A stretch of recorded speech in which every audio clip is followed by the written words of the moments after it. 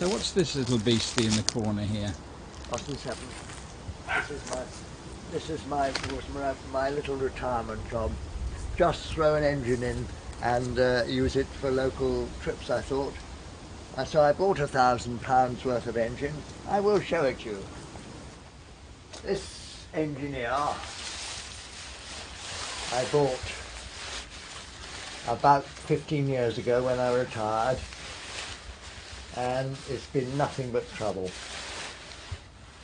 It now owes me a damn sight more than £1,000 I paid for it, because it's got new this and that and I put it in when I had all this rebuilt, and that cost a lot of money because it was a rust bucket. But all these are new. Well, that bit is new. That bit was taken off, and I'll show you pictures of it when it was stripped right down. It was ready for the scrap heap. But at any rate, I persevered with it. And it did. This did work, this particular engine, but it was as noisy as hell. And that's a very jolly little beast. Do you want it demonstrated? Renewed all this. I did that myself. This is new. That's new. Those chairs are superb, made by a real craftsman. The two front ones. The rest is, as you can see, a little more hempen homespun, I think is the word.